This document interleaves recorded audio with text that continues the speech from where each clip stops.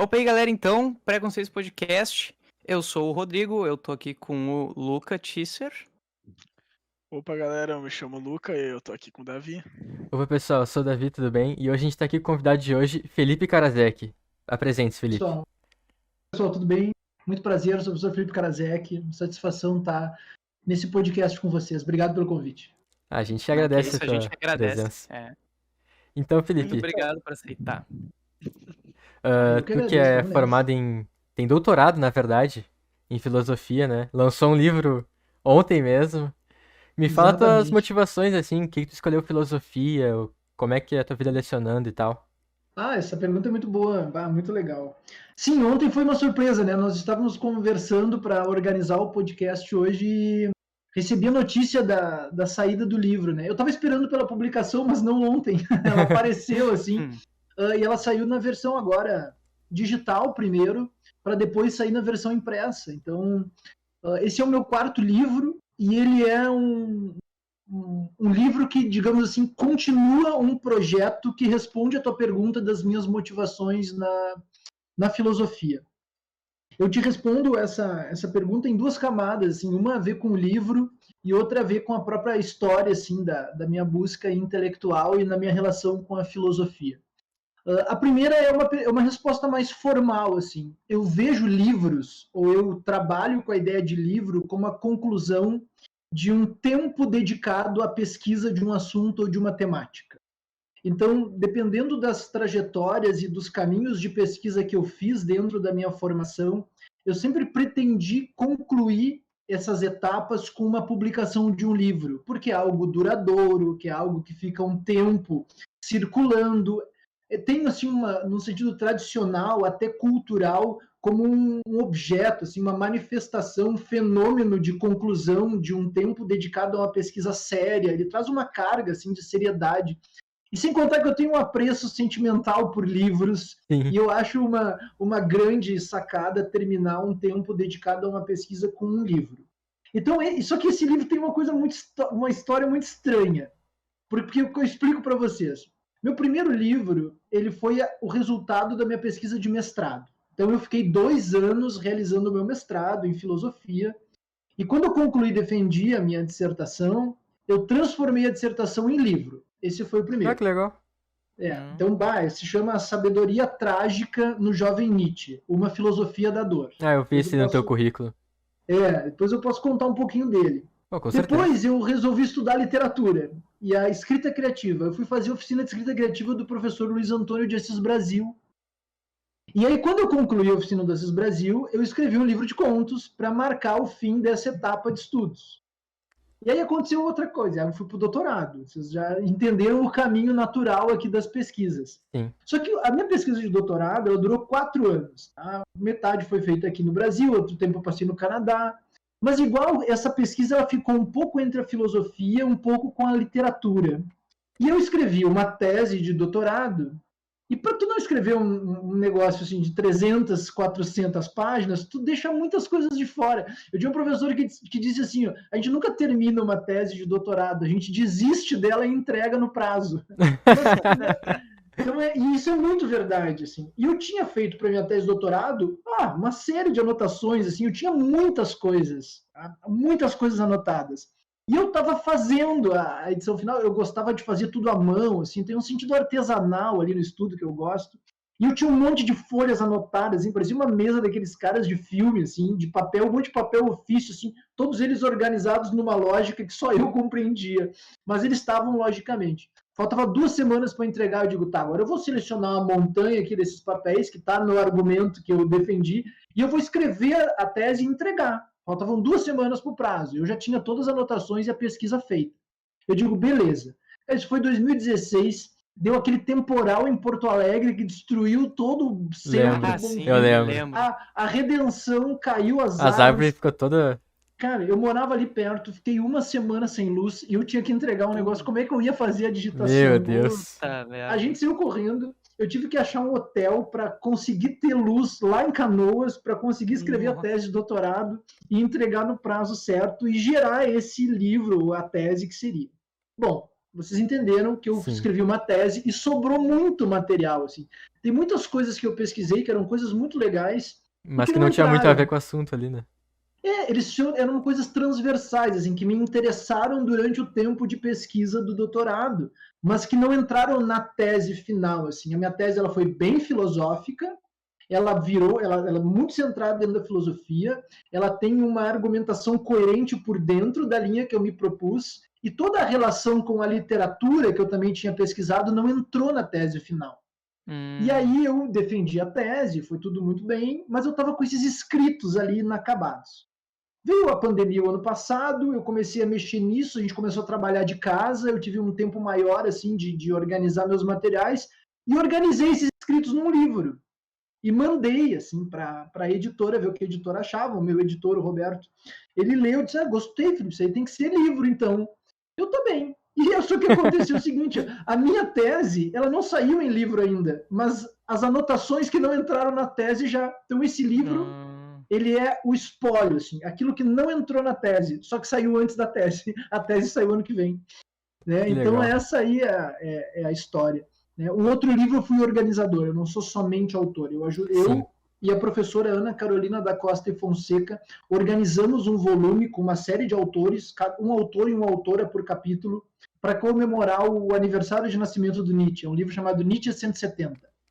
E aí a gente organizou esse livro, então, que seria agora o quarto. O quinto livro saiu ano que vem, que é finalmente a tese. E aí eu acabei os meus estudos aí de pós-graduação aí, com publicações em livros. Legal. Depois disso eu não sei o que vai fazer assim. A minha ideia é escrever ensaios curtos, livros menores. Mas a gente tem essa ideia agora. Depois eu não sei o que vai acontecer.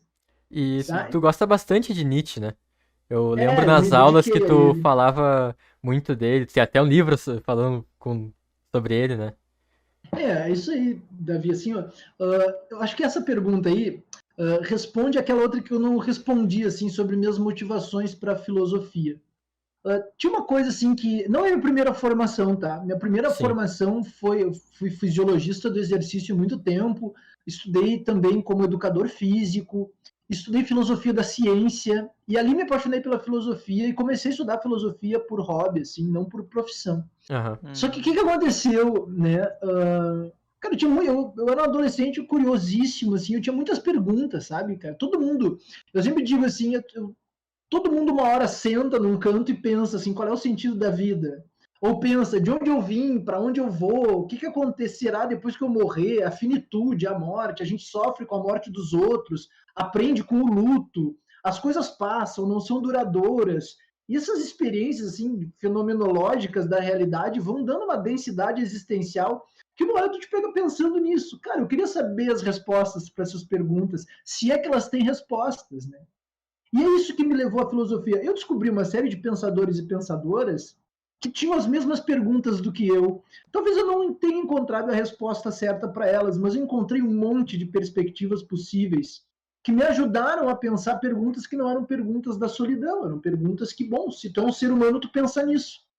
E aí foi isso que me acabou me levando a estudar filosofia. Assim. Eu fui fazer filosofia porque eu encontrei uma ciência, se é que a gente pode dizer assim, que me ajudou na existência, no modo de vida, assim.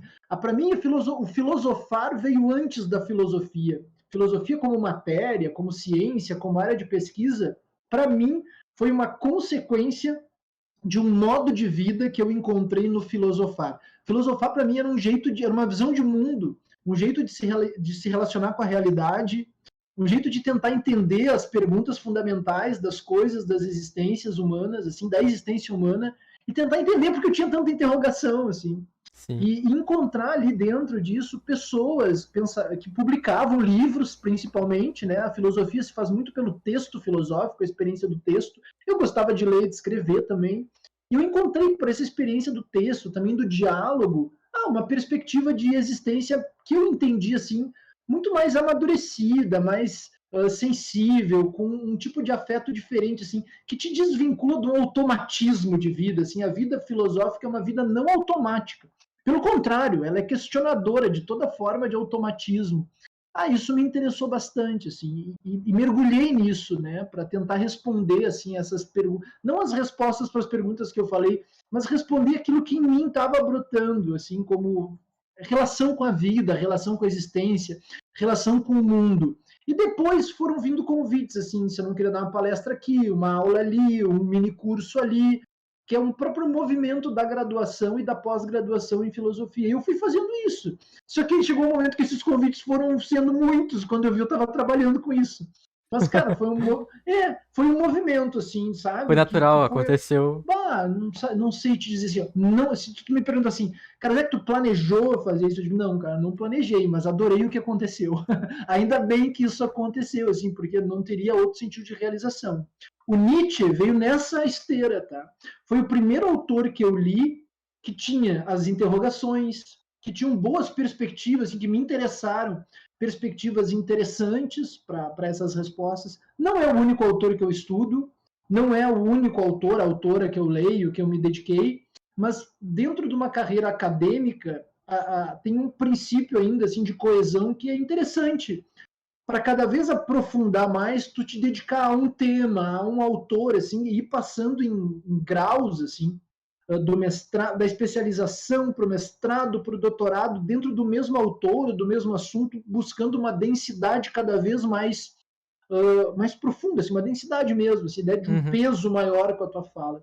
E eu segui no Nietzsche por isso, assim, tá? Acabei criando obras, artigos, publicações de grande relevância para as pesquisas Nietzsche no Brasil, assim, é um grupo muito bacana que estuda Nietzsche no Brasil, e consegui, assim, inserção, interlocução com os grandes pesquisadores e pesquisadoras sobre o autor no Brasil e internacional, assim, publiquei artigos também fora do Brasil. Isso, claro, foi uma consequência da pesquisa. Mas tem muitos autores e autoras que eu gosto, que eu tenho apreço, assim. Então, eu te diria, o Nietzsche é o meu grande trabalho acadêmico e minha primeira relação com o filosofar, assim, alguém que me deu um brainstorming filosófico. E o resto foi vindo depois, assim. Acho que essa ideia dos livros também vem dele, essa ideia de que pesquisas legais a gente conclui com o livro pela duração, né? Então é essa a ideia, seria... Eu achei muito legal aquela hora que tu falou que o filosofar veio antes da filosofia curso. Porque isso se encaixa muito, inclusive, com as pessoas da nossa idade, né? Que a gente tem 17 anos, pra quem não sabe. E é muito interessante porque, por exemplo, eu tenho um curso que eu acho que eu quero fazer. Mas pode muito bem ser um curso que eu não queira fazer. Mas como é que eu vou saber? Com 17 anos é muito difícil tu saber o que tu quer fazer pra tua vida inteira. E foi muito legal isso que tu falou, porque tu fez um curso e daí tu tava atuando e tal, mas não era exatamente aquilo que tu queria. Daí, com o tempo, com o teu amadurecimento, com a tua evolução como ser humano, tu conseguiu achar exatamente aquilo que tu procurava, só que de uma forma muito mais simples, né? Muito mais natural, exato. Tu só foi deixando a vibe. Isso que é legal, sabe qual é que eu acho? Isso que vocês falaram agora é muito bom, assim. Me lembra muito uma coisa, assim. Sabe qual é a questão que talvez a gente nunca ouça ninguém dizer para nós? É que a gente nunca vai saber de fato o que a gente quer, porque a gente quer muitas coisas, cara. E a gente recebeu, assim, infelizmente, a gente recebe uma educação, uma lógica de mundo, que te diz com 17 anos, ou 16, 17 anos, que tu vai escolher uma profissão pro resto da tua vida. Cara, eu não consigo imaginar um pesadelo maior do que esse. Alguém receber nessa idade a informação de que vai escolher uma única coisa para fazer pro resto da vida. Cara, isso é perturbador, né? E assim, ó. Tu nem consegue te conhecer direito, né? Exatamente, né? E aí o mais legal que eu achei do filosofar foi um dia, cara, alguém me disse uma coisa assim, cara, viver é uma série de começos. A gente escolhe um começo que dura o tempo que ele tiver. E daqui a pouco, quando isso não fizer mais sentido, a gente escolhe um novo começo, um novo caminho, né? Jacques Lacan, ele tem uma frase muito bonita que eu gosto de sempre lembrar nesses momentos, que é assim, ó, o caminho também é um lugar. E é isso, cara, sabe? Independente da idade, a gente vai encontrar nos caminhos que a gente percorrer vários lugares para estar durante o tempo que o sentido estiver ali conosco. Quando isso não tiver, a gente vai mudar e vai buscar outra coisa. Isso é um movimento natural. A vida, de forma alguma, pelo menos de um ponto de vista filosófico, eu te diria, ela se resume àquela atividade que tu escolhe para executar como profissão. E eu acho que isso é muito pouco falado e pouco conversado, principalmente com as pessoas do ensino médio, os estudantes de ensino médio. Porque isso é até um papo assim que os filósofos e as filósofas sempre tentam falar assim, mas você sabe, a filosofia é algo de resistência, a filosofia é algo do underground, assim, na história inteira, né? Ela nunca é muito assim objetivamente discutida, falada, Não tem muito conhecida, né? holofote. É Não verdade. tem, né, Até cara? nas Porque ela escolas, na verdade, não tem muito holofote, né? claro. Não, porque a gente fala coisas como essa, tá dizendo assim, cara, tua vida inteira não se reduz à tua profissão. E se alguém tá te dizendo isso, as pessoas estão te enganando. E daqui a 20 anos tu vai estar sofrendo e tu não vai saber por quê.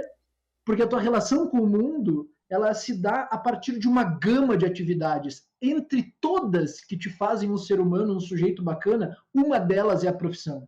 Mas se tu reduzir a tua existência e tua relação com o mundo à tua profissão somente, sem essas outras atividades que te formam como um sujeito, cara, isso parece já um anúncio do sofrimento.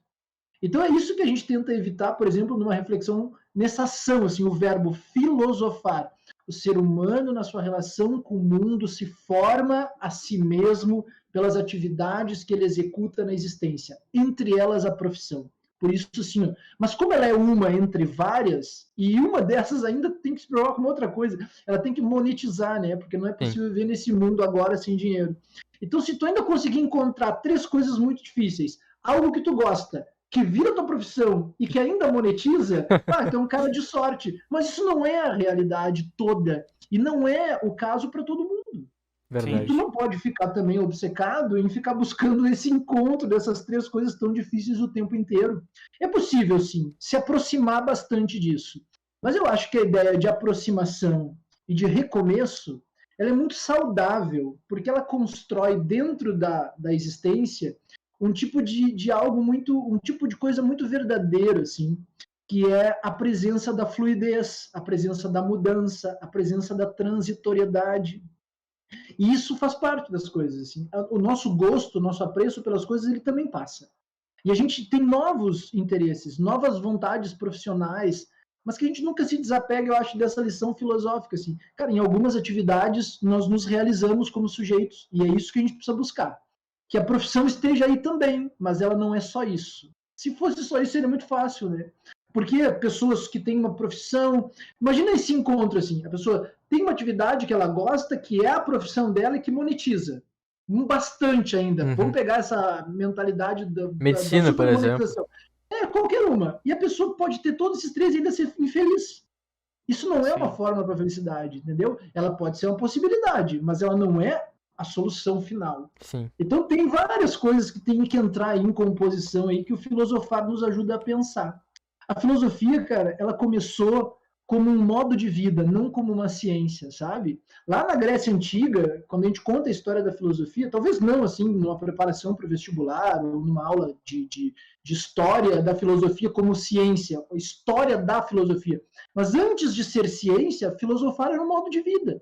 Eram caras que estavam perguntando assim, cara, qual é a origem das coisas, qual é o sentido disso, como eu vivo uma vida boa, como eu vivo uma vida feliz. Porque a condição humana no mundo tem um certo tipo de... A gente se sente meio desconfortável, angustiado e não sabe por quê. A gente tem que pensar nessa... Viemos com o vazio. Como suportamos ou como preenchemos esse vazio? A existência humana lida com essas coisas. O filosofar era um lugar de conversação para tentar equalizar essas perguntas. Depois ela virou uma ciência que pensa sobre o que é o bem, o que é o justo, o que é o belo, né? Qual é o fundamento primeiro de todas as coisas. Mas, cara, isso foi depois. Assim. A primeira questão era a preocupação com o sujeito, assim, como eu me enquadro no mundo e como eu resolvo essas perguntas. E eu acho que isso é super válido, isso volta, né? Eu acho que essa é o grande sentido do filosofar, para mim, ainda é esse. Se ele ainda puder ser disciplina, ciência, matéria, como a gente gosta de falar, assim, legal, que bom, é mais uma potência da filosofia, mas em primeiro lugar ela tem que servir para ti, assim, como um exercício de vida, depois vem as coisas. E quando tu fala isso sobre exercício de vida, sobre usar a filosofia para, como posso dizer, refletir sobre ti mesmo, né? Eu lembro muito da aula de um professor, acho que tu conhece ele, o Bassi, Rafael Bassi. Claro que sim, poxa. Ele é muito marcante pra mim porque ele é muito realista. E sabe, às vezes a gente fica conversando assim na aula e Aí falando sobre a vida e tal, sobre o nosso futuro, e ele é muito realista porque ele sempre joga na gente, assim, aquela pitada de não é bem assim, sabe? E eu acho, e tipo, esse tipo de afirmações que ele traz faz muito a gente refletir, sabe? Sobre como é que vai ser o futuro daqui pra frente. Porque, por exemplo, eu pretendo sair do ensino médio com 17 anos. E eu acho que eu já tenho um curso pré-definido e tal. Mas, cara, eu não sei se eu quero realmente isso pra minha vida. Eu gosto de muitas coisas, sabe? E eu não sei se, como tu disse, não vou querer trocar isso no futuro, ter um processo de transitoriedade para talvez algo que eu não saiba, mas com o passar dos anos eu conseguir desenvolver e descobrir que é aquilo que eu quero, sabe? Porque, Claro. como o Felipe Guevara disse no último episódio, que o Uhum. final do ensino médio é pra gente estar com muitas dúvidas e pouca certeza, sabe?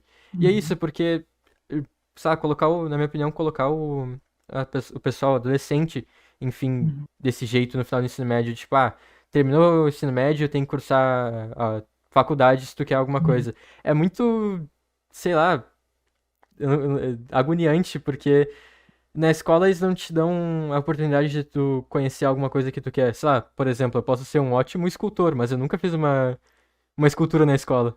Eu aprendi matemática, física, filosofia e tal, entendeu? E nunca tive essas oportunidades de aprender. Então, acho que é isso que tu falou, de que a gente tá sempre pensando na vida e tal, e com isso acaba que só talvez no futuro que a gente se descubra de verdade o que a gente quer. E Isso, também tem por muita favor, coisa por favor. assim, por exemplo, tipo, eu nunca. Tem muitas. Igual o Davi falou, tem muitas coisas que a gente nunca fez, que é capaz a gente nunca ter oportunidade de fazer, e que. Como é que a gente vai saber se aquilo não é o que realmente inspira a gente, entendeu? Porque, por exemplo, eu quero engenharia de software, tá? Para eu aprender engenharia de software, eu teria que ou fazer um curso ou cursar engenharia de software. Para eu cursar engenharia de software, eu teria que passar numa faculdade. Só que, por que que eu tenho a necessidade? E se eu for um puta engenheiro de software? Mas como é que eu vou ter oportunidade se eu não passar na faculdade? Vamos dizer que eu não passe. E eu, e eu se eu passasse, eu seria um puta engenheiro de software. O Brasil, o mundo estaria perdendo uma pessoa que seria muito boa nisso que ela vai fazer. Só que tu nunca vai saber, porque a pessoa nunca vai ter feito aquilo. Acho que isso pode. Eu imagino que isso aconteça com milhares de pessoas. Então é bem difícil, né? Isso é muito bacana. Sabe o que eu penso, assim, quando escuto vocês dizendo isso, assim? Eu acho que já é uma grande coisa a gente... Eu peguei o que o Davi falou e agora o que o Luca falou, assim. Eu acho que já é uma grande coisa a gente saber o que a gente quer agora. Não pensar muito lá na frente, assim. Porque, cara, já é uma coisa bem responsável saber que agora tu quer isso. Pelo menos pro próximo mês ou pro próximo ano, assim. Nesse momento, tu sabe o que tu quer. Poxa, cara, isso é uma grande coisa. É que às vezes a gente menospreza isso em relação a um passado muito grande ou um futuro promissor que a gente não sabe muito bem como ele vai ser. A gente tem um tipo de ambição que é tentar controlar todas as coisas que são imperativos da vida, já fazendo um projeto certinho, programado de como vai ser cada ano da nossa vida. Cara, isso é uma baita mitologia, assim. Só que isso não é culpa nossa, porque a gente foi educado a pensar desse jeito. Tá? Isso é eu não estou falando somente da escola, assim, isso é uma lógica de mundo da nossa geração, tá? De que a minha geração também, a geração de vocês e a geração ainda dos meus pais passaram por uma lógica de mundo que a gente deve escolher ao final do colégio o destino da nossa vida inteira. Só que, cara, essa lógica de mundo que passou por todas as instituições, desde as informais até as formais, ela trouxe uma realidade assim que gerou um certo tipo de desconfiança sobre a possibilidade de fazer planos a tão longo prazo assim. Hoje em dia há um movimento de retomada do sentido das coisas para pensar assim, olha, se eu sei o que eu quero para o próximo mês seguinte, ele já é uma grande coisa, assim, porque muitas pessoas também não sabem o que querem nem agora. E se tu sabe onde é que tu quer pelo menos um início, e tu iniciar por aí, mesmo que tu troque depois, essa experiência nunca mais vai sair de ti, sabe, cara? Porque esse é exatamente o tipo de coisa que a gente não perde mais, né? E outra coisa, assim, e o saber o que a gente quer agora tem dois benefícios, assim. Primeiro, a gente tira aquela ilusão de que a escola deve nos fornecer todas as experiências necessárias para saber o que a gente quer da vida. É a gente que tem que ir atrás das coisas que a gente quer. Assim. A escola é uma das instituições educacionais semiformais, cada uma do seu jeito, que nos dá boas experiências para a subjetividade, para a formação como indivíduos, sujeitos, cidadãos, como vocês quiserem chamar. Mas ela não esgota todas as possibilidades. A pergunta certa aqui, na minha visão, é assim, o que te motiva? Cara, se te motiva a ser um escultor ou esculpir, vai atrás de alguma maneira, sem que tu não espere alguém ficar trazendo isso para ti. Assim. A pergunta sempre nesse momento é o que me inspira, no sentido motivacional. Assim. Cara, tinha uma coisa muito legal, eu gosto de lembrar, assim, quando eu estava no Canadá, eu pegava o metrô todos os dias para ir para a universidade e tinha um tipo de campanha para os jovens ingressarem na universidade que eu sempre cito porque eu achava um baita exemplo assim, de uma publicidade educacional bem feita, né? Que era uma propaganda assim, ó, uma pergunta, uma frase em letras garrafais assim, qual é o seu hobby? O que você mais gosta de fazer? Era a pergunta assim. Aí tinha uma imagem e a resposta já era dada na propaganda, assim, o que eu mais gosto é jogar videogame. Aí mostra uma foto da gurizada com os amigos jogando videogame, assim, num grupo. E aí logo abaixo da propaganda, assim, ó, veja quais cursos você pode cursar no ensino superior que derivam do seu gosto e do seu hobby de jogar videogame. Aí uma lista de cursos, assim. E ele fazia assim, ó, o que você mais gosta? É jogar bola, é jogar futebol. Então, olha os cursos que tu pode fazer de jogar futebol. Então, assim, ó, tu tem interesse por artes, veja os cursos que tu pode fazer disso. Se tu trabalhar com essa parte, assim, do que te motiva agora, cara, já é uma grande coisa saber o que tu quer agora, assim. E outra coisa que eu acho, assim, que é uma noia, que a gente tem que falar disso, assim, ó, esse tipo de mentalidade instaurado no mundo que te traz um certo tipo, assim, ó, de obrigação de se planejar numa vida inteira, acaba trazendo dois reflexos da mesma coisa. Um tipo de discurso, de visão de mundo, de narrativa, que não é muito centrado no agora, ele projeta muito para trás e muito para frente, e te dá um certo tipo de desespero, de controle desses dois polos muito extremos. Então, assim, se tu vive demasiado assim, em relação ao passado, como algo perdido, não vivido, tu fica depressivo. Se tu vive nessa vontade de controlar o futuro e programar todas as coisas, tu fica ansioso.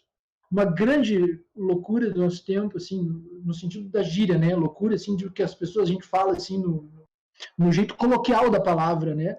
Que formalmente não seria nem mais adequado usar.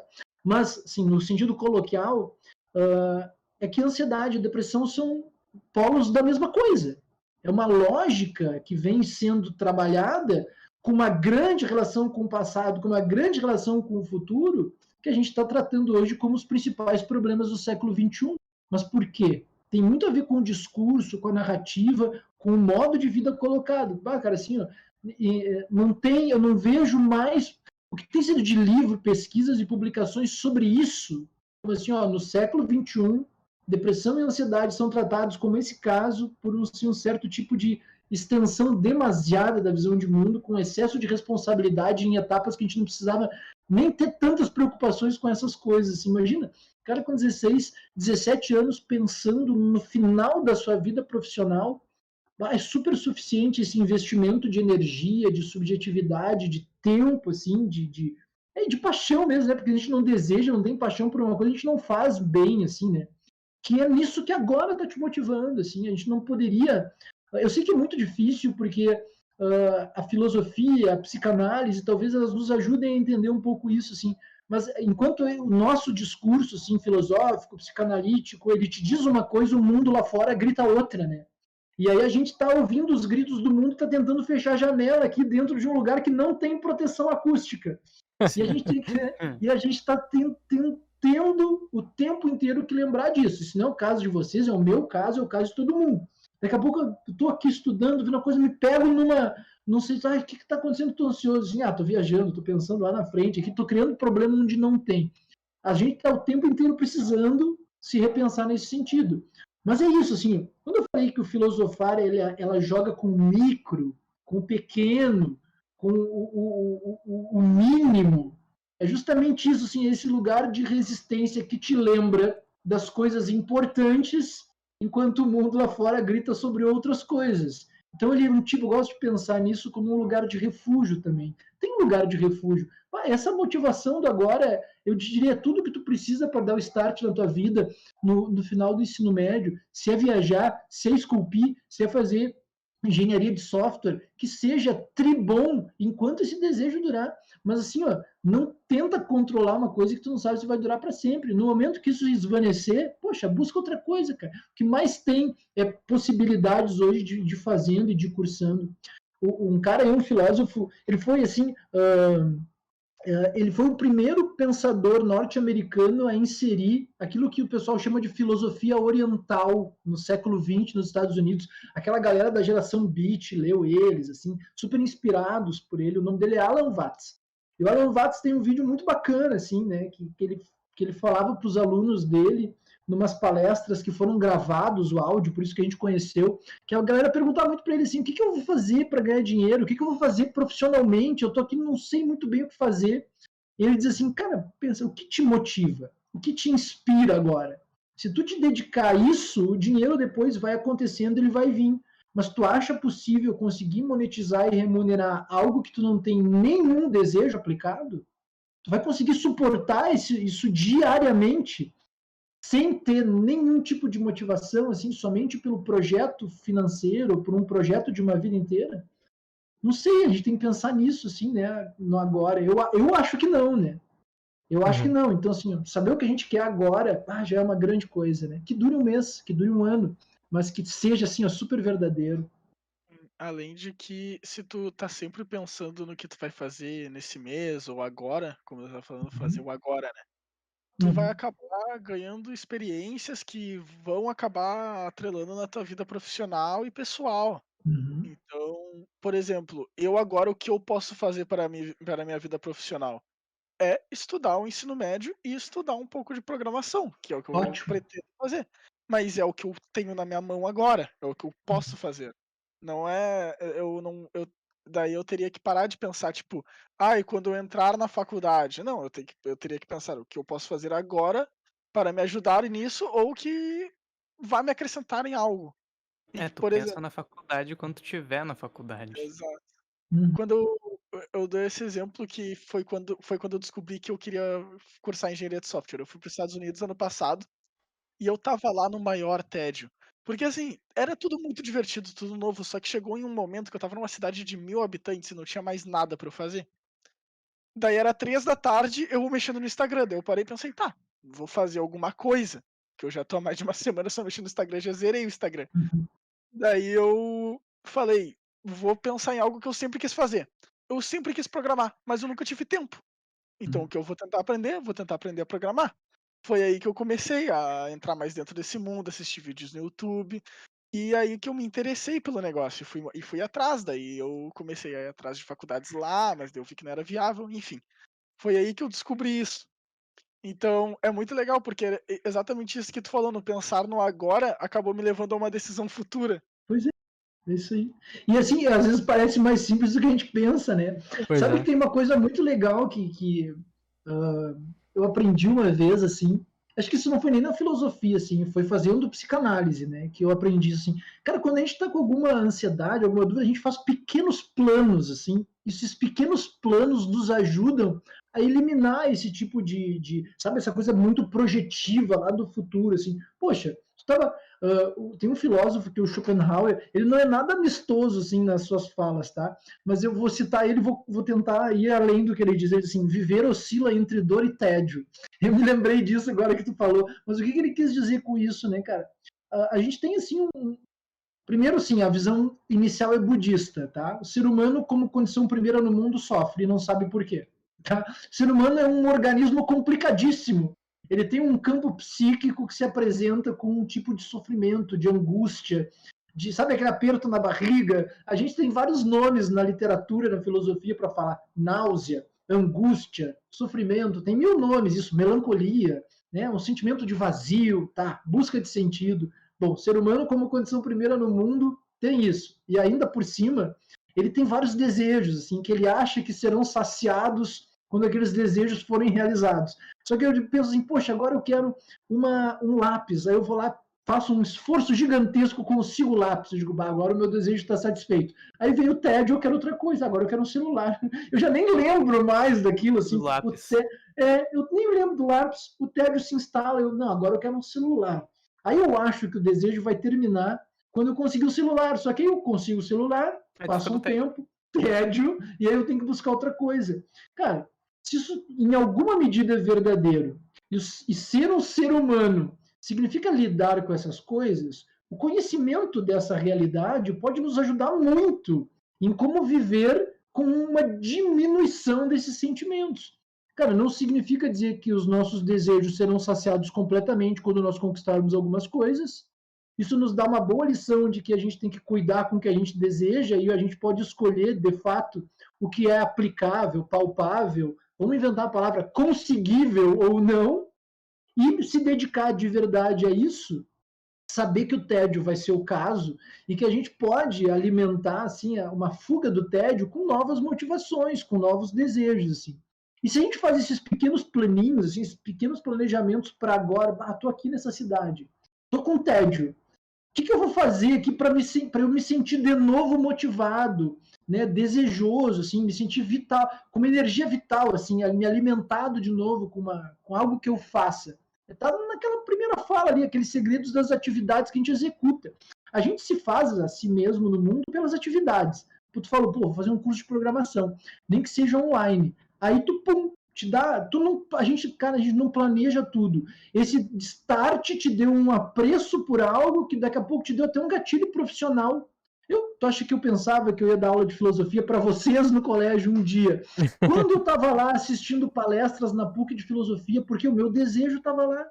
Cara, eu estava com outra profissão e digo assim, cara, meu desejo está tudo aqui, eu estou tricurioso para saber esse negócio de filosofia. Cara, eu estou tão curioso, isso está tão alimentando minha motivação, que eu não quero fazer outra coisa. Se eu quero passar mais tempo fazendo isso, eu vou fazer uma especialização aqui. Eu vou trabalhar lá em outra coisa que talvez agora eu não esteja gostando tanto, mas eu vou investir aqui o que eu vou receber lá, eu invisto aqui e fica tudo bem. Eu vou equalizando assim, as coisas que o viver traz. Aí daqui a pouco me chamaram para uma palestra, para um curso. Cara, eu não previa isso. Daqui a pouco eu estava dando aula no colégio, e foi tudo assim. Olha só, eu fiz a licenciatura, trabalhei num lugar com uma diretora que me conhecia e gostou do meu trabalho e me indicou para trabalhar, e daqui a pouco eu estava na sala de vocês. E esses caminhos, eles não foram nem um pouco planejados. Cara, eu acho que assim, é um baita segredo que tu conta quando tu falou dessa ideia da programação.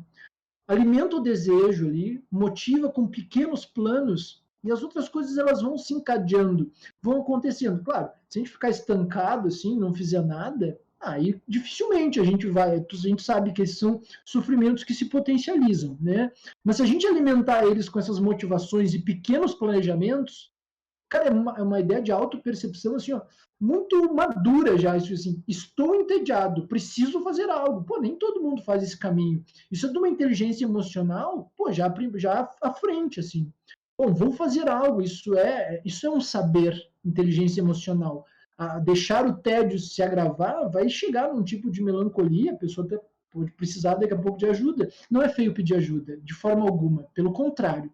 Né? Mas a gente, sabendo disso, pode já evitar. E assim, pô, esses pequenos planos, assim, olha só o que isso te trouxe. Eu acho que então isso muito mais do que o testemunho é uma boa dica para o pessoal. Poxa, trabalha com esses pequenos planos, com essas pequenas motivações. Isso vai trazendo, assim, ao longo prazo. É muito difícil sair dessa neurose de tentar controlar tudo. Cara, ainda mais assim, alguns que são obsessivos, assim, a gente tem vontade de controlar tudo, planejar tudo, a gente vai, cara, ficando assim, pai, agora, o que eu vou fazer, né? Tem gente que vive mais alheio, né? Consegue, assim. Eu não consigo, eu vejo que outra, eu tô aqui já, planejando tudo que eu posso, assim, tentando controlar tudo. Aí, daqui a pouco, tem um outro Felipe Karasek que fala comigo lá dentro, tu tá obstinado aí a controlar tudo que tu não pode, deixa as coisas fluírem que vai dar certo, tá? É difícil, cara. Vai todo dia, assim, ó. É um diálogo aqui interno. Mas, pô, viver isso, né? Cara, e é legal ouvir vocês dizendo, assim, a gente se reconhece também. Isso não tem idade, sabe? Isso não envelhece, né? Isso que é bom. E talvez isso seja um dos sinônimos de juventude, até de liberdade. Conseguir ter esse autoentendimento, assim, emocional. Acho isso muito legal. Isso que tu falou de controlar o futuro. dá pra dizer que aconteceu agora há pouco, né? A gente tinha todo um planejamento. Pelo menos eu tinha, tá, vou abrir uma live aqui, vou gravar o podcast, vou botar minha câmera. No final das contas, não aconteceu. Tudo. Sim e não, né? O plano inicial melou, mas tá trimassa e tá Não, mas tá funcionando. legal, claro. E a gente vai se Claro, adaptando. claro. Por exemplo, eu sempre, principalmente agora, um pouquinho antes da metade do ano, eu entrei na minha cabeça que eu ia começar a focar bastante para estudar e poder ingressar na faculdade. Uhum. E eu fui lá e a primeira coisa que eu fiz foi montar um planejamento. Meu planejamento não durou 2 semanas. Porque eu não tinha, eu não tinha como controlar tudo, sabe? Porque era tudo tão, na minha cabeça ia ser tão perfeito, sabe? Só que o futuro nos deixa muita coisa que a gente não tá planejando.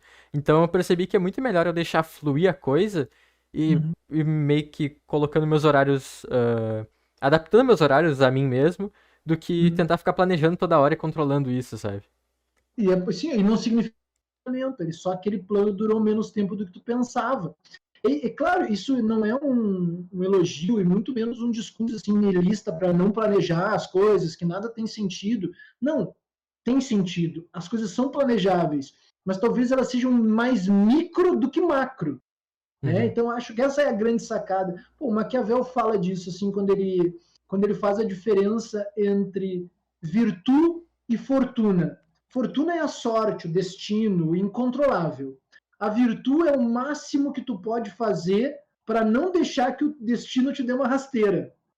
Nem tudo é controlável. Pode ser que o teu planejamento não dê certo, mas tu tem que investir o teu esforço e a tua energia para conseguir o máximo de virtude.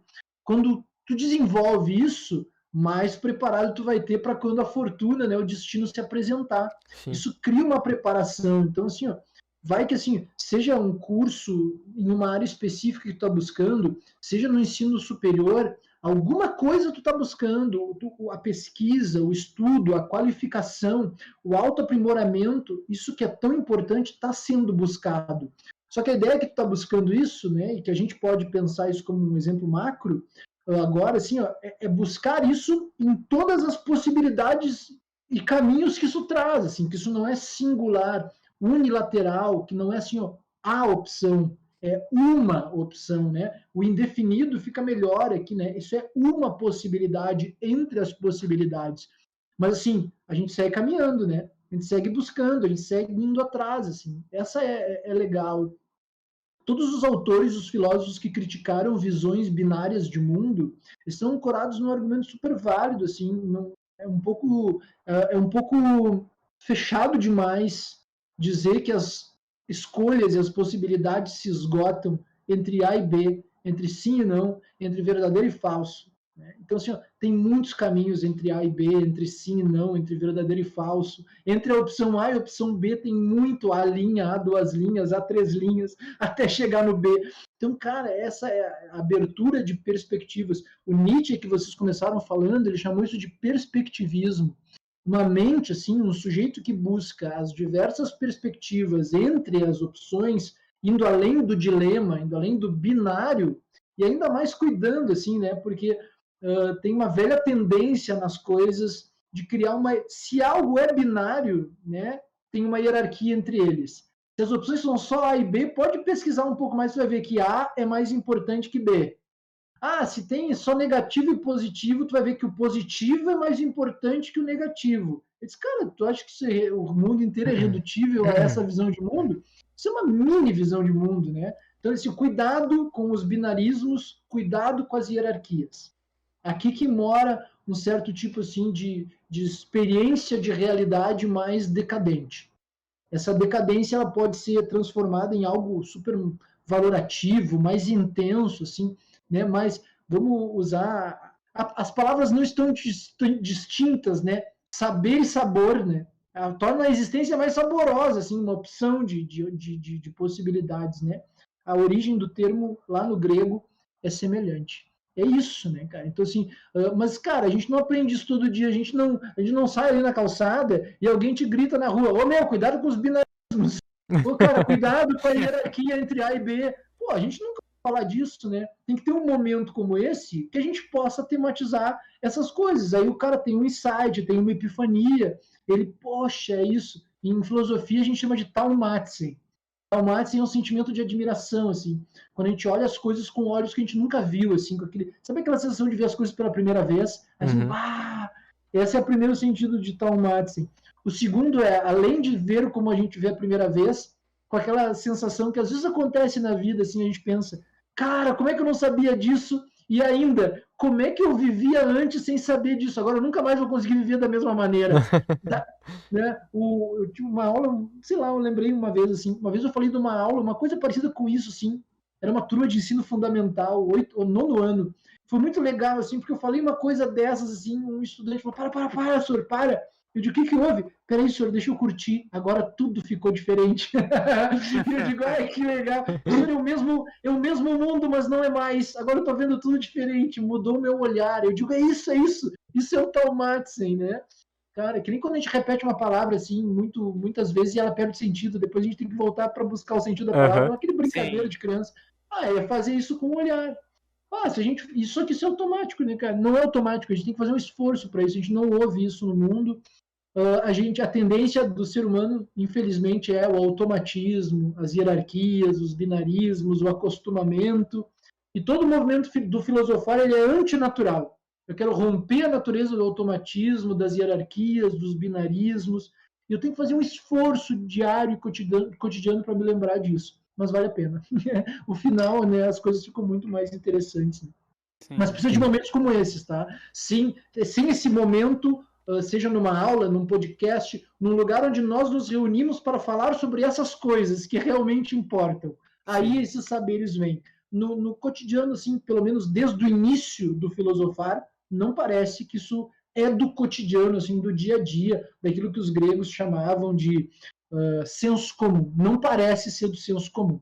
Precisa de um momento dedicado a isso, que são as famosas escolas de filosofia, ou os momentos de filosofar. Se pode ser num podcast agora do que num templo grego, bem melhor, né? Então, assim, eu acho isso muito mais acessível, né, cara? Então, esse acesso que eu acho demais, assim. Então, mas tem que ter esse momento. Sim. Tu falando sempre da gente ter esses momentos, porque não é normal do nosso dia a gente ter isso. Eu vejo muita gente só, tipo, é como se fosse um cavalo com viseira, sabe? Que ele tá sempre só olhando pra frente e a rédea tá com outra pessoa. E ele tá sempre só andando porque, tipo, nossa, eu tenho que fazer isso porque é isso que vai me fazer o que eu quero. Só que não é aquilo, é que nem tu falou no início. É sempre, tipo, eu imagino também muita gente sempre tentando alcançar o que tá acima, só que ela não vê o que tá no nível dela. Cara, isso é muito legal que tu falou, porque sabe que não tem um filósofo ou uma filósofa, não tem ninguém que não tenha um dia conversado sobre esses assuntos e que não tenha uma vontade de criar um sistema, um método de contar isso para toda a gente. Né? De contar isso, pessoas, isso é legal, olha só, isso acontece, é possível, o mundo pode ser outro, a vida pode ser outra. Eu acho que de vários exemplos assim que a gente poderia citar, eu vou citar ali o cara que eu conheço bem, que é o Nietzsche. Ele escreveu um livro, cara, chamado Assim Falou Zaratustra. Todo mundo ouve falar aí que é o livro mais famoso dele, assim, mas ler o Zaratustra é outra coisa, né? Então, assim, ele é um livro denso, complicado, cheio de metáforas, assim, mas tem um movimento interessante ali, que dentro da história, quase que é um romance, né? Ele tem uma experiência literária quando tu lê o Zaratustra, e junto com isso, filosófica. Ele cria uma cena em que o Zaratustra meio que passa por isso. Tá? O Zaratustra tem essas epifanias sobre a vida, sobre a realidade, sobre o mundo, sobre o sentido. Ele está dentro de uma caverna, numa montanha, meditando para encontrar a sabedoria. E ele chega nessa epifania. É isso, cara. Entendi qual é o segredo. Tenho que descer lá para toda a gente, entrar na praça e contar para a galera. E ele vai assim como um profeta. E ele vai para a praça e tenta falar para as pessoas, só que ninguém entende o que ele está dizendo. E ele tenta contar para as pessoas debocham e não dão bola. E ele fala, cara, coisas importantes, assim, sobre o sentido da vida, coisas sobre a existência humana, coisas sobre a realidade, sobre o futuro. Cara, ninguém ouve. E ele diz, caramba, eu vou ter que ir embora daqui. Ele diz assim, ó, Ninguém nessa praça, o Zaratustra pensando, ninguém nessa praça é silencioso. E mesmo quando eles não estão fazendo barulho, não há silêncio. Ele está falando do silêncio interior, assim, aquela coisa Sim. que tu precisa, que é conseguir ter um momento de vida fora da exigência do tempo do cotidiano, assim, desse mundo que passa, que tu vive justamente o cara que pega o ônibus, que desce do ônibus, que trabalha, que volta para casa, que dorme, mas que está cansado, mas que vai trabalhar, que pega o ônibus. Cara, tu tem toda essa lógica, assim, esse silêncio interior tu não tem. O Zaratustra fica decepcionadíssimo que ele não conseguiu comunicar às pessoas do que ele havia entendido e ele voltou para a caverna da montanha e disse assim, eu preciso meditar mais um pouco para tentar entender assim que o verdadeiro conhecimento, poxa, eu encontrei o conhecimento e não consegui fazer com que ninguém me ouvisse, né? E aí, cara, vem o segundo momento do livro que é muito bacana, assim, que eu sempre indico a galera para ler, que o Zaratustra percebe, assim, ele tem uma hora, assim, uma coisa meio budista, assim, ele tem uma iluminação. E aí ele é iluminado e ele diz, cara, agora eu entendi. Aquele não era o primeiro conhecimento, aquele não era o verdadeiro conhecimento. Agora essa é a iluminação que é o verdadeiro conhecimento, que é o desfecho, assim. Aí ele entende que tudo aquilo que ele entendeu e aprendeu só serviu para ele. E que, não, às vezes, é uma tarefa impossível comunicar. Cara, depois o Freud fala sobre 3 tarefas impossíveis. Educar, governar e psicanalizar. E ele diz assim, claro, só que aí tem uma sacada aqui que é um implícito, tá? As tarefas são impossíveis, porque eu não sei o quanto eu consigo, assim, mesmo como um professor super bem sucedido, estudei todos os métodos sensacionais de educação, eu não tenho controle nenhum quanto as pessoas vão aprender, ainda mais de que maneira cada um vai aprender. Eu posso criar os melhores métodos, mas alguns têm esse afeto ou não, mas o Freud diz, cara, é na dedicação às tarefas impossíveis que o mundo fica mais bonito, né? Então, quando a gente se dedica a isso, mesmo, olha só, cara, que força que potência tem essa fala do Zaratustra e do Freud, porque olha só, mesmo que força e energia tu tem para se dedicar a uma atividade, a uma tarefa impossível, sabendo que dificilmente tu tem controle sobre ela no seu resultado. E que ainda assim, quando isso acontece, vem algo belíssimo, né? O Deleuze chamava o professor, Deleuze é um filósofo do século XX, ele chamava o professor, a partir da metáfora, assim, o professor, o filósofo, aquele que ensina, seja em qualquer área, aquele que consegue ensinar algo que alguém aprenda, independente do que isso signifique. Ele chamava essa pessoa de o arqueiro cego. É a pessoa que ela é cega, mas ela se motiva a todos os dias lançar um monte de flechas tentando atingir o alvo. Ele nunca vê onde a flecha cai, ele não sabe que alvo foi atingido, mas ele está completamente realizado na sua tarefa de lançar essas flechas e não desiste. Cara, isso é lindo, né? Para mim é a própria experiência da docência, do filosofar. Cara, assim, é se envolver com esse tipo de beleza. Eu vou aproveitar que eu estou na onda, assim, fui do Zaratustra ao Freud, mas vou citar o Freud num outro texto que eu acho lindo, que é um texto chamado Sobre a Transitoriedade, né? Ele está caminhando com o poeta e o poeta está triste que a primavera vai passar e a beleza vai embora. E o Freud diz para ele, cara, o valor da beleza está na sua escassez no tempo. É porque ela é rara e limitada que nessa raridade está todo o seu valor e a sua beleza. Porque a gente sente como belo, como beleza, como bonito, porque ela é rara, escassa no tempo. Senão a gente ficaria acostumado demais. Exatamente. Assim. Isso é a tua motivação com a primavera, né? Com a docência, com o filosofar. Então, assim, cara, alguns são atingidos. Para alguns serve essa palavra. Talvez não seja o caso, assim, de que se isso fosse comunicado aos alto-falantes, atingiria todo mundo. Tem uma coisa assim, tem uma lógica de mundo aí. As coisas são meio assim, né? Eu acho que, assim, ó, o problema não é não seguir. O problema é desconhecer. Se em algum momento tu teve uma experiência, uma oportunidade de, sei lá, assim, ouvir, ter acesso a uma informação como essa, pô, que bom, tomara que todo mundo tenha. Agora, se isso vai ter um afeto, se a pessoa vai querer seguir isso para a sua existência, não sei, isso não é controlável. Então eu jogo com isso assim, num sentido muito de acesso. Eu acho que todo mundo tem que conhecer, mas não significa que talvez sirva para todo mundo como serve para nós, assim. E que é a sabedoria final ali do Zaratustra, né? Pá, entendi. Para mim isso. Não é para eu comunicar lá na praça. Para mim fez a diferença, para minha existência. E isso aí é bonito, porque é raro. Então eu acho que isso é um tipo de conhecimento ou de saber que ajuda, assim, com essas vontades de comunicar a todo mundo. Mesmo se fosse possível, não significaria que faria efeito, né? Então acho que Exatamente. isso é legal, né? Cada um tem sua percepção, né? Seu tempo, cada um tem seu tempo também, né? E Sim. vive o seu tempo como quiser, assim. O ensino, a educação, o papo, para mim o mais lindo sempre foi assim o voluntário, sabe? Alguém vem aqui, entra, escuta o podcast de vocês porque tá com vontade.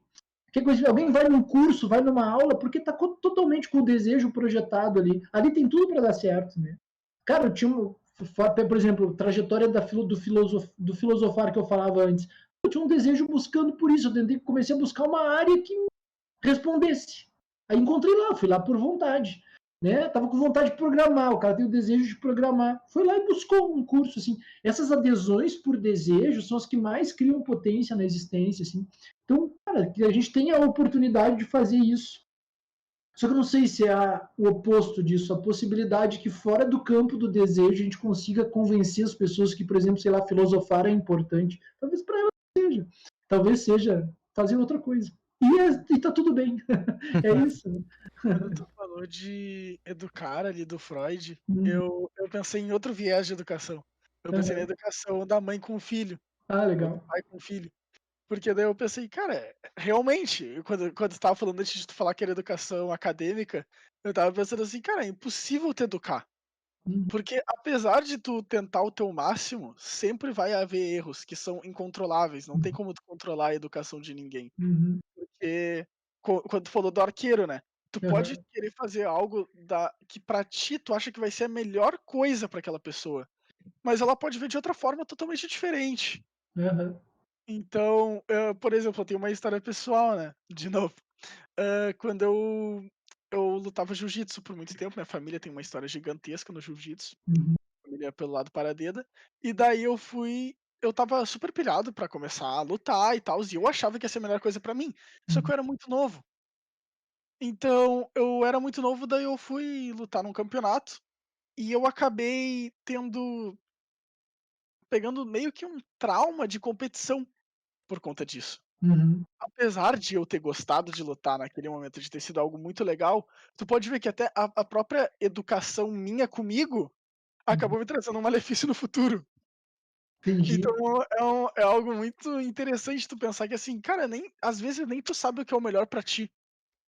Imagina outra Especialmente pessoa. exato, imagina outra pessoa, especialmente quando tu é pequeno, que ainda Ah, tu não tem conhecimento do isso é que legal para a gente entender uma coisa muito, muito bacana que eu acho que vem na tua fala, assim, que educação não é nada do que a gente pensa que ela é, né? Educação é algo que inclui tentativa, erro, acerto, trauma.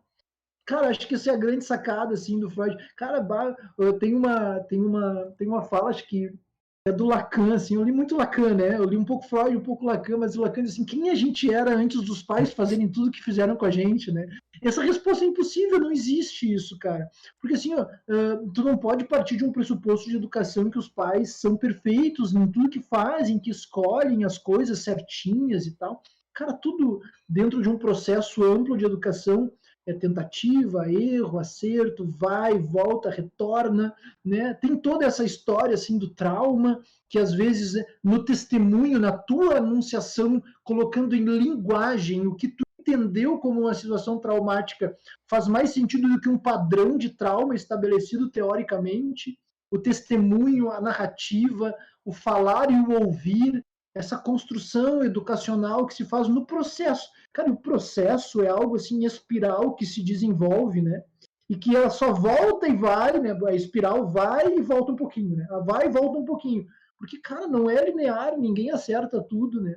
E assim, ó, em nenhum campo, em nenhuma esfera da educação há tanto controle assim de acerto, né? Cara, quando a gente humaniza os pais, enxerga os pais assim como pessoas que estão tentando tanto quanto nós, cara, é tão bom porque a relação fica tão diferente, fica mais verdadeira, assim. A gente enxerga os pais com os outros olhos. Acho que todo mundo em algum momento passa por isso, assim, na hora de parar, na hora de enxergar os pais não como super-heróis, que nunca deixam de ser também, mas como Sim. seres humanos, assim, que, assim como nós estão tentando, cara.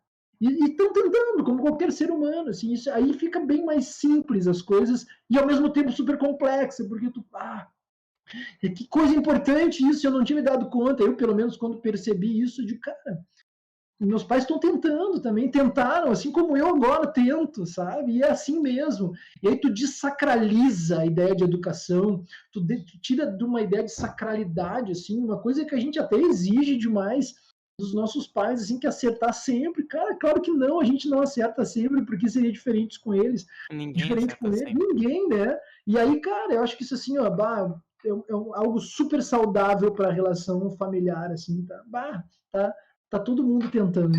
E aí e educação em qualquer âmbito significa algo muito diferente do que eu pensava que educação era, assim, algo justo. Isso é mais uma das mitologias do imaginário contemporâneo, né? Educação é algo retilíneo, padrão, uniforme, que sempre acerta. Sorry, no, Não. não, né? Então, lamento, não é isso. As coisas são muito mais complexas, difíceis, mas não por isso menos bonitas, né?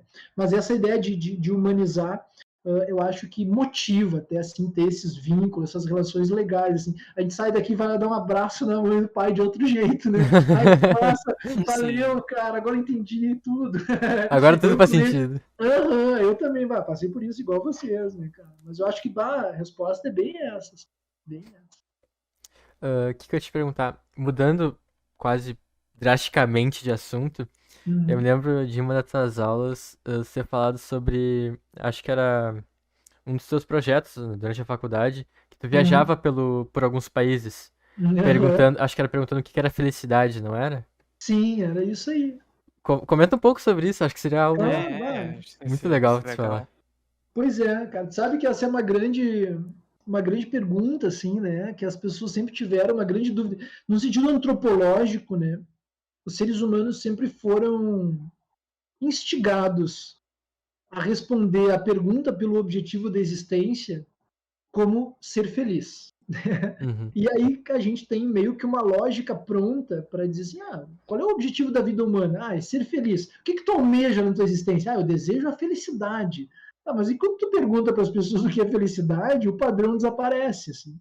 A minha investigação, assim, o meu interesse nesse momento da minha pesquisa foi encontrar um tipo de resposta para isso, não pela mente de um filósofo ou de uma filósofa que delimitaram já numa teoria o que era a felicidade, segundo aquele padrão que concerne somente ou uma investigação que seguiu na história da filosofia ou que pertence à ideia e à criatividade de um filósofo ou de uma filósofa.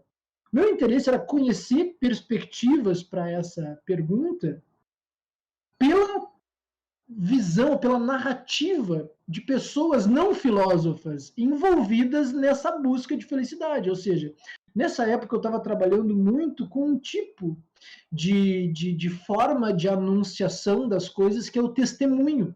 O testemunho dentro da teoria do conhecimento assim, é aquela forma de manifestação de algo mais conectado à subjetividade, à experiência que uma pessoa teve do mundo e da vida. Por isso que aqui menos forma padrão. Então, na teoria do conhecimento, as pessoas têm muita suspeita sobre ela.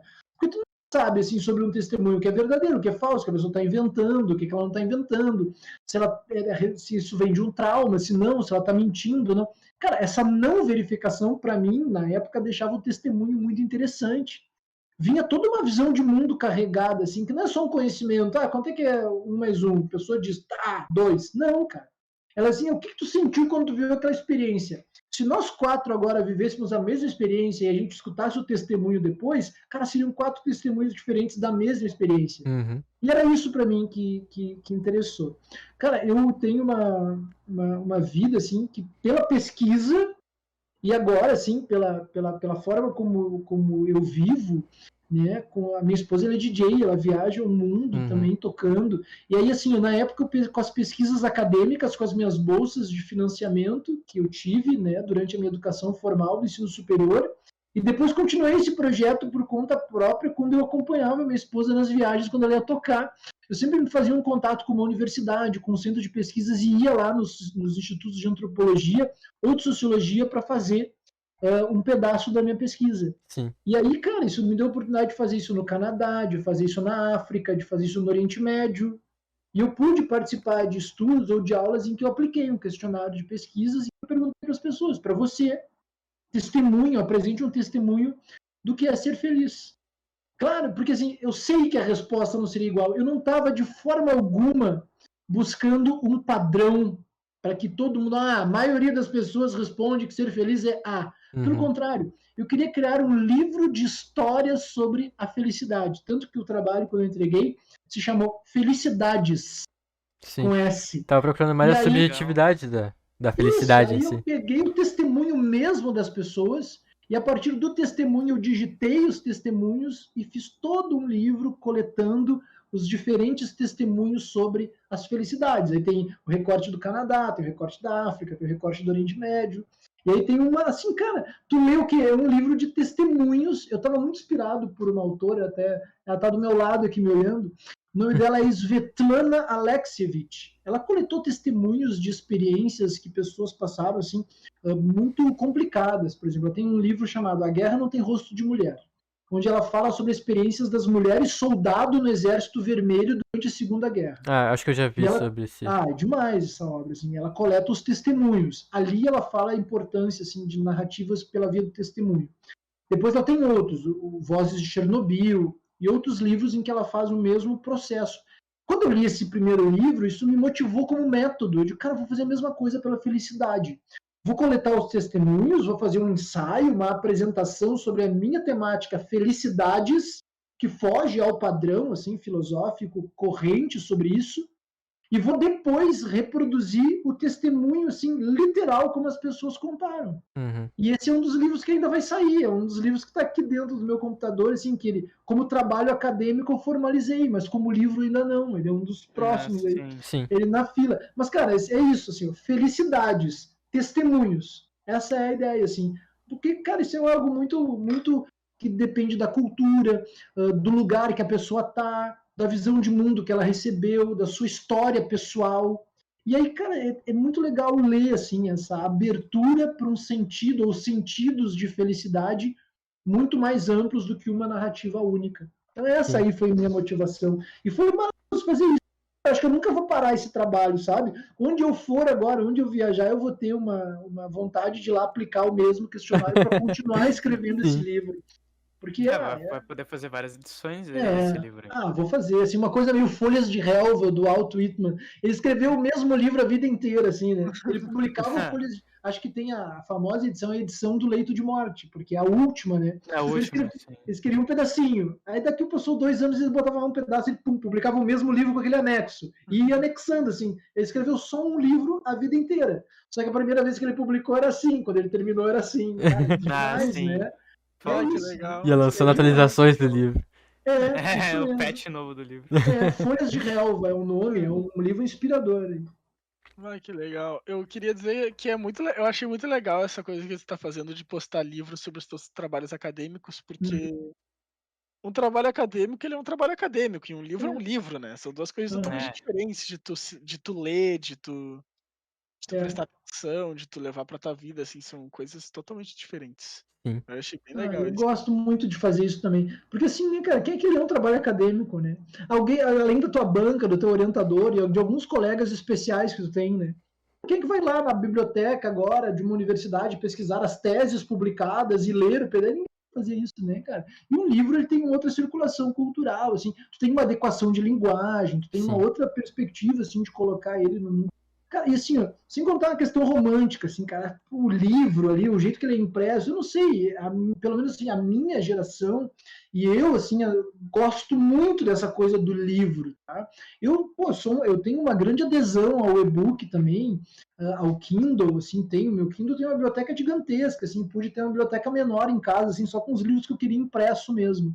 Mas, eu quando penso, assim, nos meus trabalhos que foram, eu não sei até quando eu vou fazer isso, né? Quanto tempo ainda vou ter uma pesquisa acadêmica, quanto ainda vou me dedicar a isso. E eu queria ter, a cada um dos estágios, eu queria ter uma boa marca, assim, uma boa lembrança. É tão legal pensar assim, naquela época do mestrado, que eu pesquisei a filosofia da dor, que é a sabedoria trágica em Nietzsche, eu publiquei esse livro. Aí o cara vai ali na estante, pega e mostra, assim. Então tá ali dentro do livro. Cara, e tem uma coisa que é um movimento muito legal, assim, porque passa tempo, o tempo passa, a gente muda, a gente tem outros focos de estudo, tem outras coisas. Cara, eu pego os meus livros que eu escrevi lá e vou reler. Eu não lembro da vez que eu escrevi, daquele momento em si, e às vezes eu leio um parágrafo e digo, cara, que legal isso aqui. eu nem sei como é que eu escrevi isso na época, mas, pô, nasceu, assim. Eu sempre cuidei meus trabalhos para serem muito honestos, assim. Quando é uma citação, eu boto de quem é a citação. Quando fui eu que criei, eu boto ali que eu criei, assim, tá tudo muito bem explicadinho, assim, é honesto dar referências exatas, Sim. sabe? E eu sempre cuidei com essa sinceridade nas minhas pesquisas. Cara, às vezes eu leio um parágrafo que eu escrevi, assim, que eu criei, eu digo, caramba, cara, eu tinha 20 e poucos anos, como é que eu escrevi esse parágrafo? Agora, hoje eu não faria. Aí eu me reencontro com o Felipe de uma outra época, assim, pela obra. E aí, para mim, essa é a potência do livro, assim, cara. Como autor, é um encontro com uma subjetividade que não é mais aquela. Já é uma pessoa que já é completamente outra, mas que ainda assim mantém assim um tipo de admiração pelo percurso, assim, pelo caminho de, cara, que bacana isso aqui. Pô, me dediquei para escrever isso aqui, não me lembro, mas gosto ainda. Ou ler um trecho assim, ai, que horror isso, eu reescreveria isso aqui de um jeito todo novo. Sim. Acontece bastante, principalmente com literatura de ficção, assim. Às vezes eu releio um conto que eu publiquei, eu digo, que horror, que vergonha, cara, não vou mais reler isso aqui. Quero escrever de outro jeito. Mas, claro, faz parte também tu não gostar mais. Isso, que bom, né, cara? Porque se tu passasse a vida inteira gostando da mesma coisa, que vida tu viveu, né? Mostra a tua evolução também, né? Claro. Exato. E aí, Deixa legal, marcado a tua vida. Deixa, cara. É um jogo emocional, intelectual. Para mim, sempre volta ao mesmo ponto, existencial, assim, que, os existencialistas aí que o Sartre, o Camus, a Simone de Beauvoir, sempre foram uma baita influência para mim aí. E sempre foram pessoas e pensadoras que sempre me povoaram o imaginário, assim, fizeram da existência uma relação com o escrever, sabe? Tudo que eles viviam, eles botavam em livro, em um sentido às vezes mais intelectual, às vezes mais literário, às vezes mais filosófico, mais ensaístico, mas independente do estilo, botavam em livro. Então eu tenho um pouco isso, assim. A cada tempo passa, eu boto aquilo que eu fiz em livro, assim. É um apreço, pode até parecer romantismo, assim, mas para mim são marcas mais indeléveis, assim, né, que não saem do processo existencial, que também é o processo intelectual, assim. Dentro da literatura, a gente fala muito isso, assim, tem existências que se fazem em seu percurso pela escrita. E para mim o escrever é um exercício de autoconhecimento e também de autoaprimoramento. E eu levo isso assim numa super radicalidade, numa seriedade, assim, quando eu escrevo e pesquiso, principalmente em livros, eu me autoconheço e me autodesenvolvo. E para mim isso é um dos sentidos, uma das atividades para as quais assim eu dediquei a minha vida, assim, que eu sinto que me faz bem, assim, que eu melhoro. Né? Eu faço uma atividade que eu sinto que dela eu melhorei, que é uma grande busca minha, assim, por isso que eu faço. Assim, eu tenho uma relação muito pessoal com o escrever, por isso o livro. Né? O livro sempre é o resultado desses processos, assim, então eu tenho um baita carinho por eles. Né? Esse que sai agora, chamado A Solidão do Estilo, fala um pouco disso, assim, né? Pô, o cara passa a vida inteira buscando o seu estilo para não parecer com ninguém. E quando ele encontra isso, ele encontra a solidão também, né? Porque se ele não parece com ninguém, ele tá só, né? Ele tá sozinho, e aí é paradoxal, né, cara? O cara briga tanto para encontrar o estilo, mas tá buscando também um tipo de solidão, que coisa estranha. Isso tem que ser pensado, isso é temática literária. Eu transformei isso em livro, é esse livro que saiu. Cara, que legal, na real, esse livro novo. Puta merda. É curioso, né? Muito show. Vou adentrar o teu livro então, meu. Que bom. E falando nisso, da questão dos livros e tal, e os e-books, eu acho que a questão do livro físico, na verdade. Eu acho que o livro físico tem uma questão mais de sentimento até. Que acho que o e-book perde um pouco dessa questão. De, tipo, tu ter a versão física e tu tem a sensação de que tu tá sentindo o que o autor realmente quis, sabe? Tipo, tem ali a capa do livro, tu tem ali o que o autor disse e tu pensa, sei lá, tu consegue sentir o sentimento que ele quer te passar mais no livro físico e tal. Com certeza, cara. Eu acredito Tá tudo nisso. escrito na palma da tua mão o negócio ali, tu tá lendo com o negócio na mão e tu tá folheando. Tudo que ele escreveu, tu tá ali folhando e é um negócio que, tipo, é realmente muito mais Às sentimento. vezes tu até consegue imaginar aquela pessoa escrevendo, assim, sabe? Tipo, Isso é Exato. dá pra demais. imaginar, tipo, ela tendo essa ideia, assim. Cara, dá pra. Nossa, é muito louco esse É sentimento. bom, né? E é muito legal, assim, ó, pensar a capa, criar a sequência de páginas, criar, assim, é uma atividade criativa muito bacana, assim, que tu pensa em cada um dos detalhes, assim, é algo artesanal, assim, é algo que tu vai aos poucos lapidando. A ideia que tu tem agora passa, é super legal ter esse tipo de experiência, porque, assim, tu faz uma coisa em que tu acha que vai ser sensacional. Aí tu deixa ali na gavetinha imaginária, né, uma semana, e tu acho que não vou fazer assim, agora tô com outra ideia. Aí quando tu vai indo assim, tu vai mudando de ideia e compondo coisas que aconteciam comigo muito assim. Tô escrevendo um capítulo lá muito difícil, assim, uma coisa que o cara quer dar um enredo, mas não sabe muito bem como vai fazer. Ele tem uma ideia, mas não sabe objetivamente.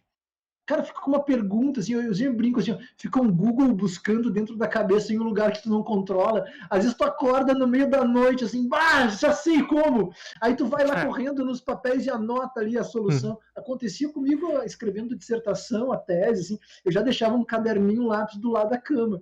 Para quando assim, quando eu tava esgotado, assim, não aguento mais escrever, não sei como resolver isso aqui, vou pensar amanhã. Cara, às vezes essa vinha na madrugada, assim, a cabeça continuava pensando no Sim. texto em uma camada inconsciente, assim, e vinha a solução.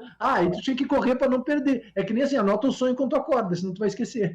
Era tipo isso, né? Isso eu vi muito quando eu comecei a programar e foi uma das coisas que me fez mais criar apego por isso, assim. Porque Uhum. quando eu comecei, porque tu não entende nada, né? É tipo, querer aprender inglês do zero. Uhum. E sem tu ter aprendido quando era pequeno. Então é muito difícil. Só que daí tu começa a ver que tem essas coisas pequenas que tu vai se apaixonando assim, que é, cara, eu não sei nada. Daí tu começa a escrever, daí tu encontra um problema, porque na programação é assim, tu Uhum. nunca sabe. Tu tem que se apegar ao erro, porque tu vai errar. E muito. Muito, muito, Saber disso. muito, muito. Que Tem que legal saber que isso. tu vai errar. Então é tipo assim, a frustração tu vive com ela. Um programador é sempre frustrado. Eu ia escutar isso de monte. Isso é uma triste É realidade. mesmo, Aham, tu é sempre frustrado, porque tu vai sempre errar. Se um Vai dia tu sempre terminar ter um o erro. código e tá 100% funcional, tá errado. É igual Não é mesmo, assim. tanto assim, é igual tu falou daquele livro que o cara tá sempre escrevendo. Uhum. Então, o cara nunca vai terminar um código. Porque Mas tu vai que ter sempre coisa pra coisa. adicionar, algum pensamento que tu vai ter. Então, e essa coisa, porque eu tava fazendo um curso daí, que eu tinha que programar junto com o cara. Só que mesmo eu pegando, olhando certinho o que o cara escreveu e tentando passar isso pro computador, tinha vezes que eu errava. Era Uhum. uma vírgula, era um ponto e vírgula, era uma letra, porque se tu erra uma letra, já tá Todo errado. caractere faz sentido, né? Aham, Eu qualquer sou zero em programação. é, vai poder estragar o teu código inteiro ou acertar ele inteiro. Que Então, legal. e tem vezes que ele não te fala onde é que tá. É. Daí você tem que ir atrás. E não é tipo 2 linhas de código, são, sei lá, 200 linhas de código 200 que tu linhas de tem que. código e o erro tá um Uma X que tu vírgula. botou É uma errado. virgulazinha, X assim, vírgula sabe? errado, exato. Isso é muito Aí, legal, né, cara? Eu acho é muito demais, legal. né? Pô, um tipo de inteligência, de saber muito diferente, né, cara? Isso é uma experiência bacana. Daí tu tem que, tipo assim, tem vezes que ele te diz o lugar, tem vezes que ele não te diz. Daí teve uma vez que ele só não me deu, ele não me disse, ele só falou que tava com algum erro. E daí eu fui ver o erro. E porque tem várias pastas, daí tu tem que passar. Daí eu fiquei uma semana procurando o erro. Uma semana eu fiquei procurando o mesmo erro e eu não achava. E daí eu mandei mensagem pra um amigo meu que ele já tá na faculdade, e ele sabe 1 milhão de vezes a mais do que eu. Daí eu mandei mensagem e ele falou, cara, só posso te responder sexta. Isso era domingo, Bom, a semana inteira procurando o negócio. Sexta-feira, liguei pra ele, daí eu já abri meu código enquanto eu liguei pra ele. Comecei a mexer, quando ele me atendeu, ele falou, tá, o que tá com o problema? Eu falei, resolvi. sensacional. Foi exatamente o que tu falou. É Acordar exatamente e assim. saber. É tipo, cara, eu não tinha conseguido ver a semana inteira. Foi eu ligar pro cara, o cara atender, eu consegui resolver. Demais, Lucas. Veio assim Que o legal, pensamento. cara.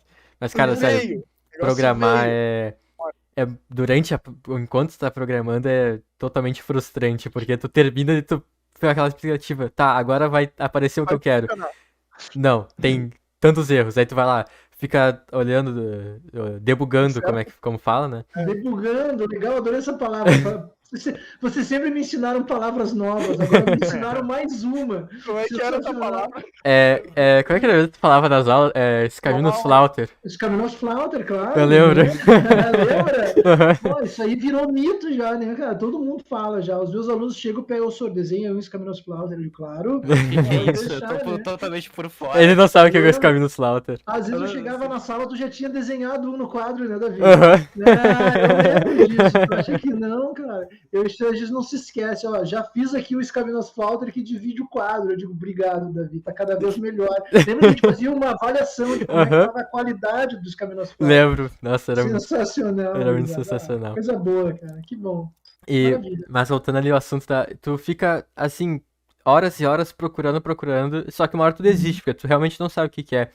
E às vezes tu tá, assim, num momento teu, deitado na cama, sem nada, e aquele negócio, te vem um estalo na mente. Tu fala, cara, eu tenho certeza que é isso. E tu vai lá e tu acha ali, sabe? É muito louco essa ideia de, tipo, Eu acho prazeroso. do nada. E quando tu termina de fazer o código e tá 100% funcional, é muito prazeroso. E toda aquela frustração que tu teve dos erros anteriores, ela simplesmente some.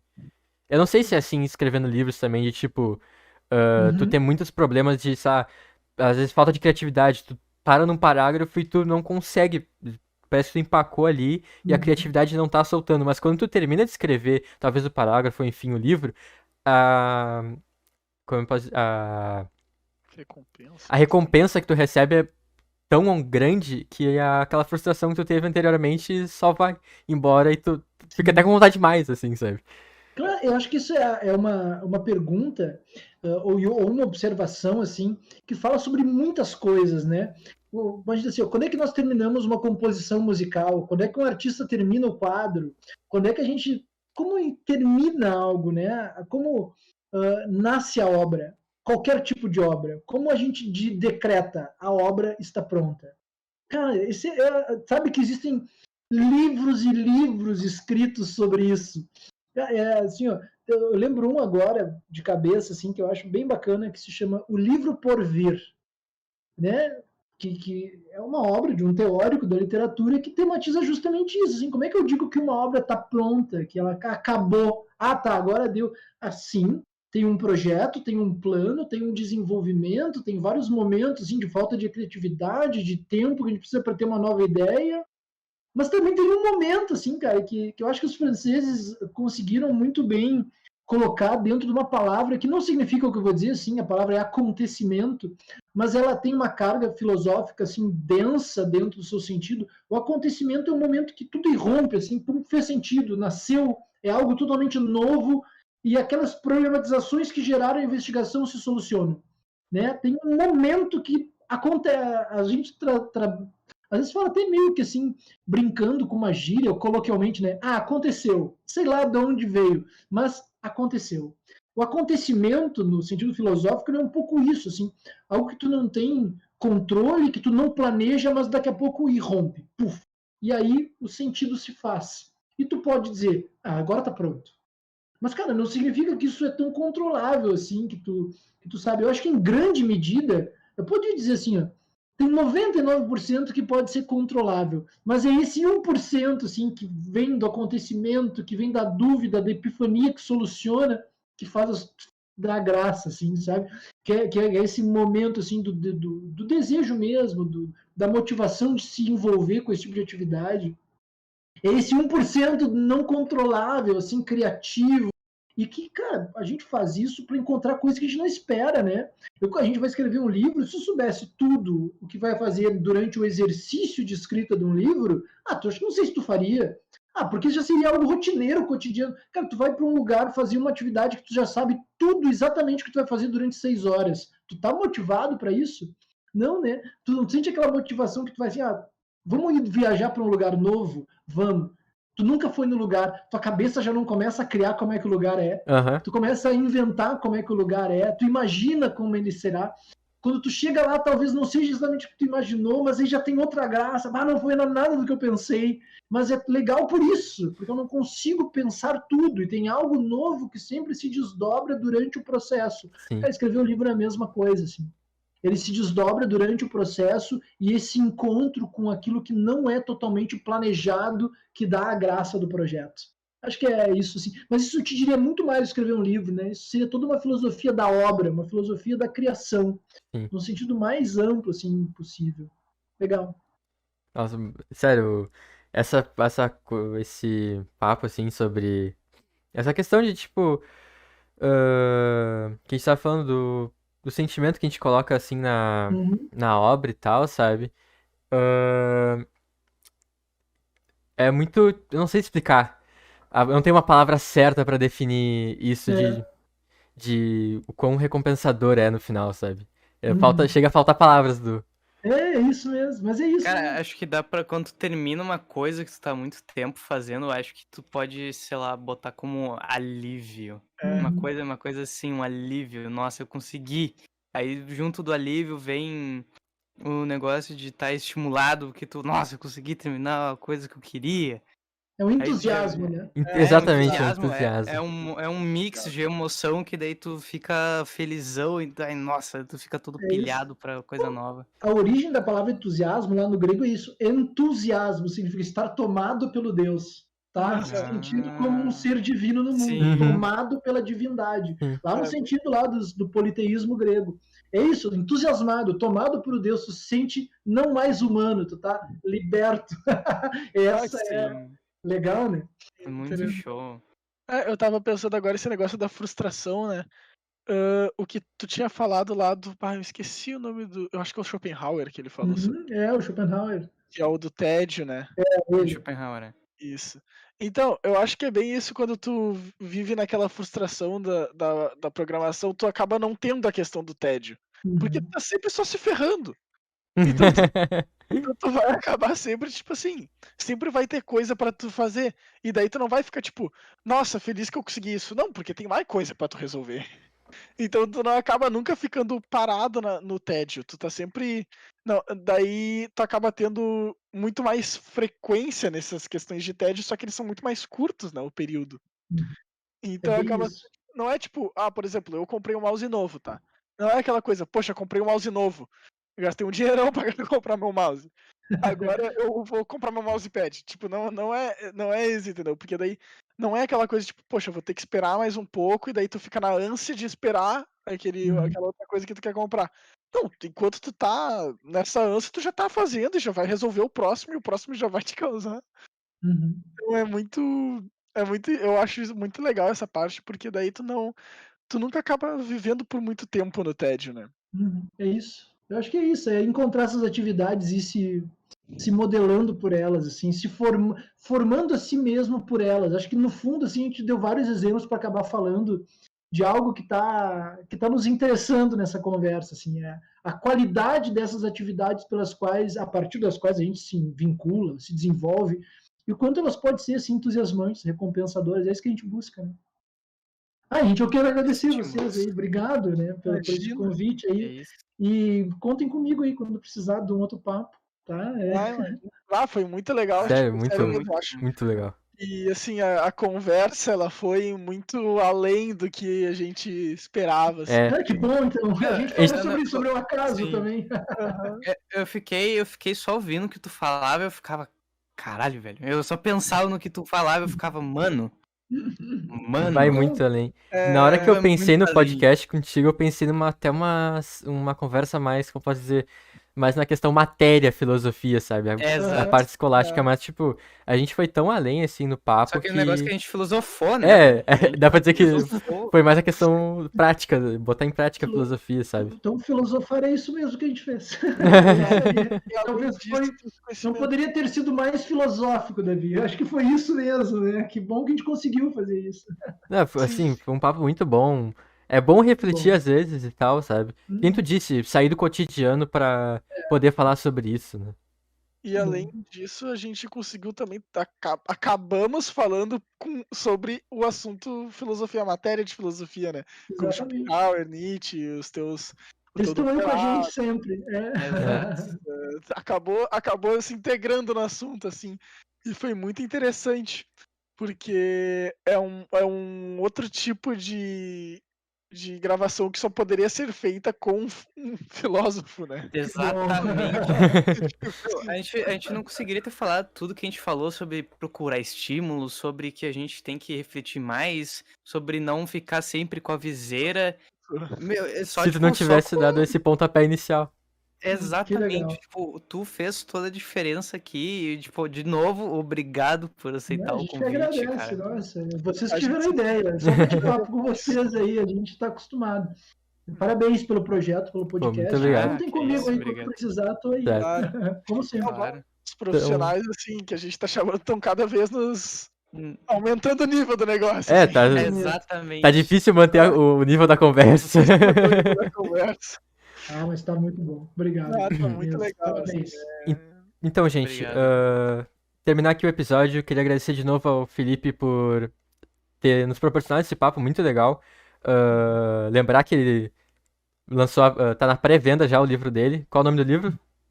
Solidão do estilo. Solidão de Estilo. Já em todas as bancas do Brasil. Tá direto na editora Bestiário, aí tá tudo online hoje, dá pra comprar direto online, tá? Dali! Olha aí, ó, já Barbado. tá pra jogo. Lembrar vocês seguirem a gente nas nossas redes sociais, no Twitter, Instagram, TikTok. A gente tá sempre lá, tá postando cortes das conversas. Amanhã mesmo já vai ser um corte aqui com a conversa com o Felipe. Lembrar que próximo episódio vai sim ser live, a gente vai conseguir arrumar tudo se tudo der certo, se a gente puder controlar o futuro do jeito que a gente quer. E é isso. Tem mais algo a dizer, Luca, Rodrigo? Não, acho que é isso mesmo. Cara, acho que é isso mesmo, mas procure estímulos e reflita. Esse é a mensagem do o episódio. ensinamento do episódio.